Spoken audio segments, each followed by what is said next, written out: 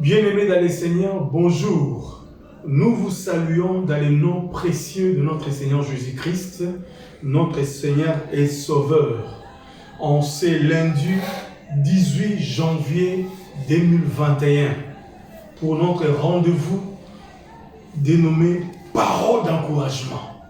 Je suis heureux ce matin de vous savoir nombreux en train de suivre cette rubrique dont le centre évangélique La Bannière Nantes met à notre disposition pour nous édifier autour de la parole chaque lundi et par la suite que cette parole puisse agir tout au long de la semaine pour chacun de nous.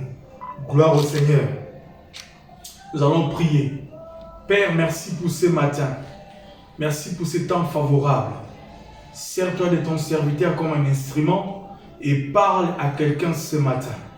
Parle à moi, parle à ma soeur, parle à mon frère. Dans le nom de Jésus, nous avons ici prié. Amen. Bien-aimés, je suis heureux ce matin de considérer avec vous la parole du Seigneur. Pourquoi? Comme je l'ai dit et je le dirai encore, la parole du Seigneur ne change point. La parole du Seigneur ne change pas, mais elle change tout ce qui se trouve en contact avec elle. Ce matin du 18 janvier, nous voulons ensemble considérer la parole du Seigneur dans notre livre des Exodes, chapitre 33, du verset 12 jusqu'au verset 13. Nous avons commencé ce voyage depuis déjà 2 lundis. Aujourd'hui, nous sommes un 3e lundi. Et nous réfléchissons ensemble autour d'un thème que nous avons intitulé « Avoir le Dieu de la vision à nos côtés ». Le premier jour ou le premier lundi, nous avons dit « Avoir le Dieu de la vision à notre côté est une nécessité, pour ne pas dire une obligation ». Le second lundi, nous avons parlé en disant « Avoir le Dieu de la vision à nos côtés apporte la différence ou nous distingue sur la surface de la terre avec les autres peuples. Et ce matin, nous allons parler avoir le Dieu de la vision repousse nos limites. Repousse nos limites. Avoir le Dieu de la vision implique la nécessité de rompre les amarres, d'aller en profondeur, d'avancer plus loin. Et nous allons ensemble cogiter autour de cette portion de l'Écriture dont je disais dans Exode chapitre 33, les versets 12. Je procède à la lecture de la parole. Exode 33, verset 12 nous dit ceci. Moïse dit à l'Éternel, donc 12 à 13, je prends juste les 13 pour gagner du temps, parce que c'est là où se trouve notre sujet. Je prends le verset 13. Maintenant, si j'ai trouvé grâce à tes yeux, fais-moi connaître tes voies, alors je te connaîtrai. Si j'ai trouvé grâce à tes yeux, si j'ai été répondu favorablement, fais-moi connaître tes voies. C'est alors que je te connaîtrai. Moïse, qu'est-ce qui se passe? Et il dit, et je trouverai encore grâce à tes yeux. Waouh! On a comme l'impression qu'il y a la tautologie ici. Mais cette tournure a tout son sens. Maintenant, si j'ai trouvé grâce à tes yeux, fais-moi connaître tes voies, alors je te connaîtrai. Conséquence, je te connaîtrai. Et de conjonction, je trouverai encore grâce à tes yeux. Point. La pensée s'arrête là. Mais le verset partie B, ça ne nous intéresse pas. Qu'est-ce qui se passe? Moïse veut avancer avec le Seigneur. C'est ce que nous avons dit tout à l'heure. Qu'est-ce qui se passe, disais-je? Nous avons commencé ce voyage pour pouvoir comprendre le contexte. Nous le savons, nous l'avons parlé plusieurs fois. Je pense que nous sommes à mesure maintenant de comprendre le contexte de ces textes. et faire ressortir la lumière dans le contexte veut que nous puissions comprendre dans chaque portion de l'écriture que nous sommes en train de lire chaque lundi. Moïse a enfin obtenu gain de cause. Il a ramené Dieu sur la table des négociations. Moïse a arraché de la bouche du Seigneur la parole selon laquelle il va devoir répartir avec eux. C'est ce qu'il dit. Si j'ai trouvé grâce, donc j'ai trouvé grâce, mais je voudrais me rassurer que j'ai trouvé grâce. Mais Moïse va devoir faire une prière surprenante. Et cette prière ne s'arrête qu'au verset 13. Après, Moïse n'en parle plus. Mais Dieu n'avait pas oublié. Alléluia. Et nous le verrons le lundi prochain la suite. Mais néanmoins, Dieu n'avait pas oublié cette prière. Parce que c'était une prière prophétique. Donc, nous avons appris que Moïse a commencé ce voyage avec un challenge, lequel de pouvoir ramener les dieux de la vision sur le chemin de la destinée. Parce que Dieu avait résolu de ne plus y aller avec eux. Il a obtenu. Et nous avons vu aussi qu'il a dit au Seigneur, si réellement tu es avec nous, eh bien, nous voulons voir une différence. Parce que nous ne pouvons pas marcher avec Dieu et être considérés comme tous les hommes de ce monde.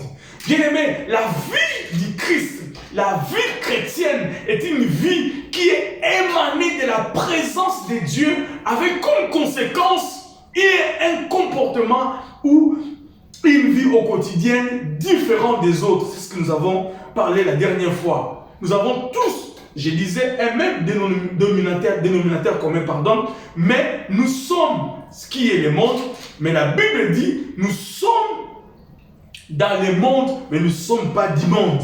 Il faut qu'il y ait une nette différence entre ceux qui craignent Dieu et ceux qui ne le craignent pas. Eh bien, cette portion de l'écriture, je viens de le lire dans la version Louis II, c'est ce que nous avons lu. Mais je prends la version Semer. La version Semer dit ceci. Eh bien, si réellement, voilà, ici, il dit maintenant, si j'ai trouvé. Semer dit, eh bien, si réellement j'ai obtenu ta faveur. Alléluia, la parole est merveilleuse. Si j'ai obtenu ta faveur, veuille me révéler tes intentions et fais-toi connaître à moi. Waouh! Alors, j'aurai vraiment ta faveur et puis considère aussi que cette nation-là, c'est ton peuple. La parole vivante dit, et maintenant, puisque tu es bon pour moi, fais-moi connaître ce que tu veux. Ainsi, conséquence, je te connaîtrai vraiment et je profiterai pleinement de ta bonté. Alléluia. La grâce du Seigneur, c'est la bonté, c'est les bienfaisances du Seigneur, etc., etc. Alors, nous voyons ici que Moïse cherche à pouvoir rentrer dans la richesse infinie de Dieu pour pouvoir sonder et connaître. Donc, qu'est-ce qui se passe? Moïse fait une prière surprenante, comme je disais tantôt, de demander à Dieu que Dieu le fasse connaître sa volonté, ses voies particulièrement. Ses voies veut dire ses desseins, la pensée de Dieu. Quelle est la pensée de Dieu? N'est-ce pas Moïse? Vous aviez un seul sujet, de ramener Dieu sur la table des négociations et de continuer la marche vers la destinée. De quelle voie ou de quel dessein veux-tu connaître de la part de Dieu?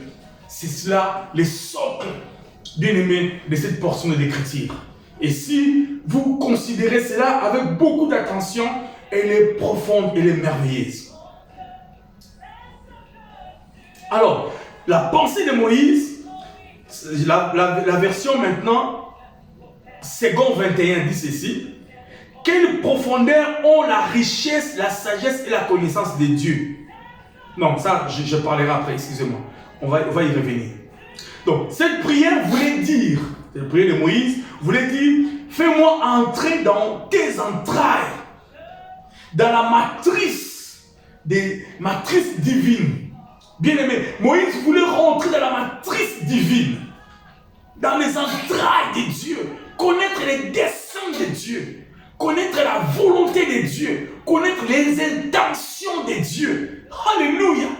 Pourquoi Moïse? Tu as déjà obtenu ce que tu voulais. C'est ce que nous allons vouloir bien savoir.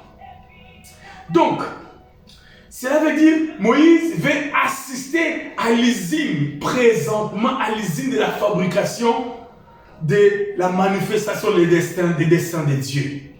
Bref, selon les discours bibliques, nous pourrions dire la prière de Moïse veut dire Dieu, fais-moi accéder au conseil divin. Parce que le conseil divin, c'est l'endroit où Dieu, par devers lui-même, décide pour le monde ou pour les hommes de manière individuelle.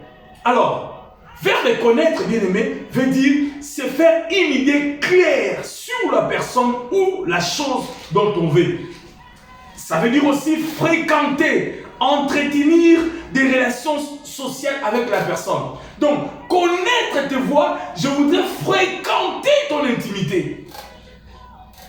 Connaître tes voix, je voudrais te fréquenter et savoir ce que toi tu penses. Quelles sont tes intentions au quotidien? Waouh! Moïse va aller plus loin. Au-delà du fait que Dieu devait l'accompagner ou les accompagner, mais il voulait aussi avoir une autre relation avec Dieu. Mais cette prière me surprend. Pourquoi? Parce que si nous lisons ensemble au verset 11 du chapitre 33, la Bible dit « L'Éternel parlait avec Moïse face à face, comme un homme parle avec son ami. » L'Éternel parlait avec Moïse face à face, comme un homme parle avec son ami. Ce n'était pas suffisant pour toi, Moïse. Bien-aimé, Moïse était brûlé d'envie de pouvoir avancer avec Dieu.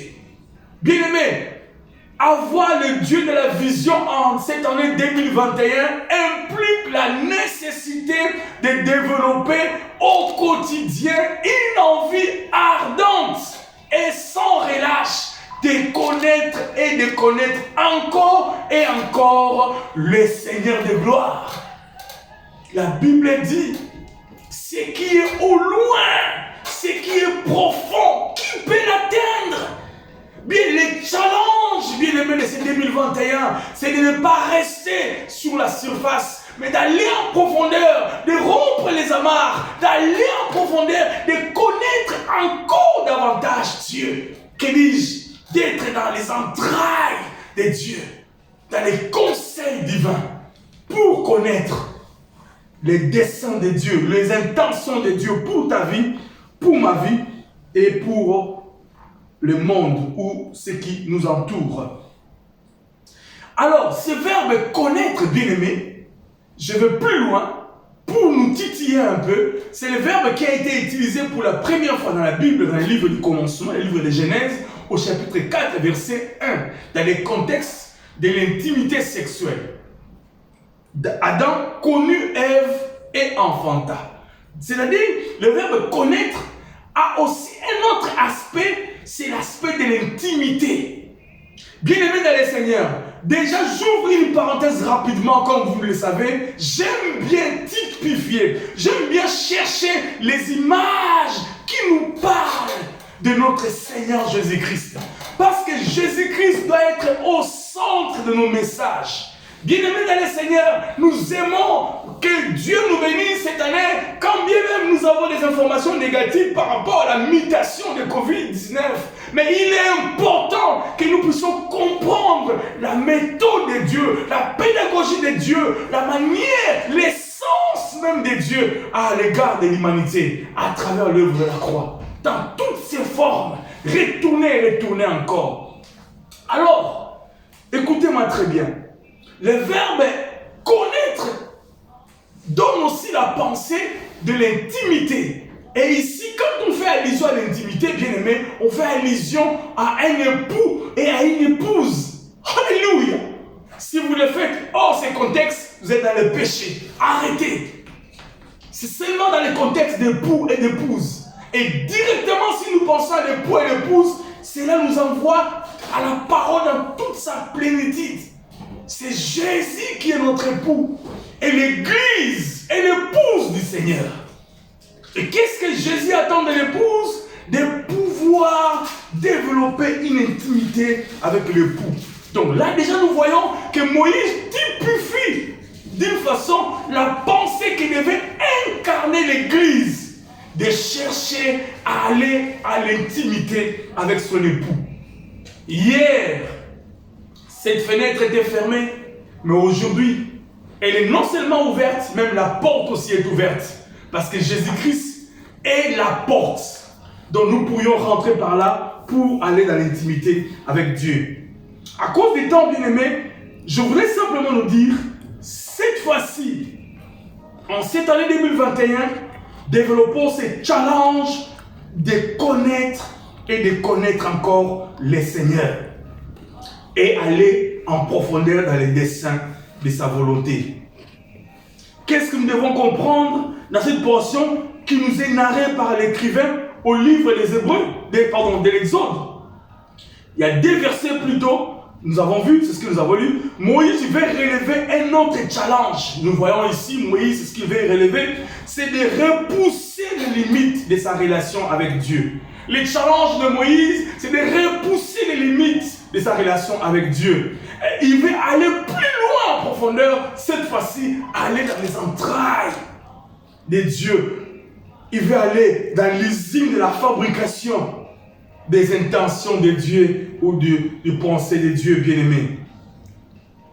Et nous voyons comment Dieu, par la main du narrateur, comme un projecteur, disais tantôt, nous envoie une lumière à travers laquelle nous voyons le modèle du désir que Moïse qui typifie la qualité de la relation qu'il devait avoir Christ, qui est l'époux avec l'Église, dont nous sommes l'épouse en ces temps de la fin. Je reprends ma phrase. Nous voyons comment Dieu, par la main du narrateur de ce livre d'Exode, comme un projecteur, nous envoie une lumière à travers laquelle nous pourrions lire et comprendre ou voir le modèle du désir de Moïse qui typifie ou qui nous donne l'image de la qualité de la relation que devrait avoir Christ, qui est l'époux avec l'Église, qui est son épouse en ces temps de la fin. Quelle qualité de relation? Une relation basée sur la connaissance les uns les autres. C'est ce qu'il dit ici. Il dit, je connaîtrai alors. Pardon, je reprends. Maintenant, si j'ai trouvé grâce à tes yeux, fais-moi connaître tes voies. Alors, je te connaîtrai. Et je trouverai encore grâce à tes yeux. Donc, si je te connais, c'est alors que je trouve de nouveau grâce à tes yeux. Bien-aimés, à cause du temps, on va s'arrêter par là et on comprendra le lundi prochain comment maintenant avancer dans cette démarche de la connaissance de Dieu. Mais avant de terminer, je voudrais que nous puissions observer rapidement un texte qui est dans le livre des Nombres.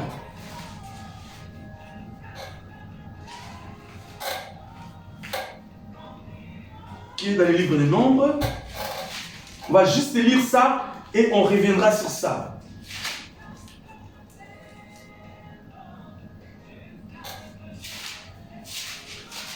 C'est un texte extraordinaire. Excusez-moi, je ne l'avais pas marqué.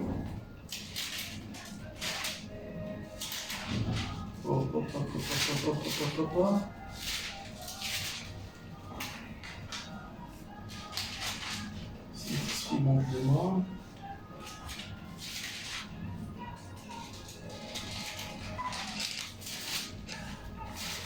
Voilà. Le texte du livre de Nombres qui nous parle d'une attitude d'une personne.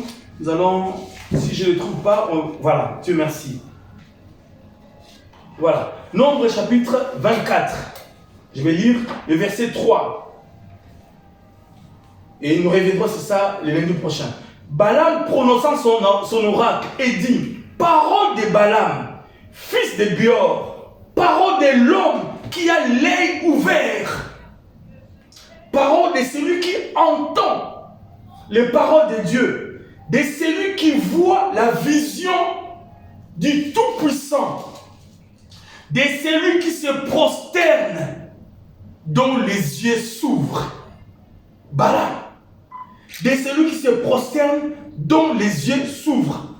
Au verset 16, il dit, parole de celui qui entend la parole de Dieu, de celui qui connaît les desseins du Très-Haut. Alléluia. Bien-aimé, cet homme, ce prophète, Balaam, est le type de personne dont ses genoux sont par terre, mais ses yeux s'ouvrent. Il va dans les conseils divins. Il connaît les desseins de Dieu. Alléluia. Bien-aimé, nous allons y revenir l'année prochaine. Et nous comprendrons quel type de modèle nous devons imiter. C'est ce type de personne. Celui dont les genoux par terre, les yeux s'ouvrent. Il dit, parole de Balaam, fils de Béor, parole de l'homme qui a l'œil ouvert. Parole de celui qui entend les paroles de Dieu. De celui qui voit la vision du Très-Haut. Moïse voulait arriver à cette dimension. Aller dans les conseils divins. Parole du Seigneur. Bien-aimés, à cause du temps, nous allons nous arrêter par là et nous allons prier. On reviendra sur ça les lundis prochains. Père, merci pour ta parole. Nous voulons comprendre qu'en 2021, avoir le Dieu de la vision implique que nous puissions, Yahweh de gloire, étendre nos limites. Aller plus loin. Seigneur, rompre les amarres. Permets à quelqu'un ce matin qui a écouté cette parole puisse lancer ses défis en lui, en voulant chercher davantage la connaissance de Dieu. Parce qu'une épouse qui ne connaît pas un époux, est une étrangère, est une vierge folle. Et il ne pourra pas entendre le son de la trompette. Il ne pourra pas entendre Yahweh des gloires. Merci pour ta parole. Bénis ce lundi. Et que cette semaine soit bénie. Dans le nom de Jésus, nous avons ainsi prié. Amen. Que Dieu nous bénisse et bonne semaine à nous tous.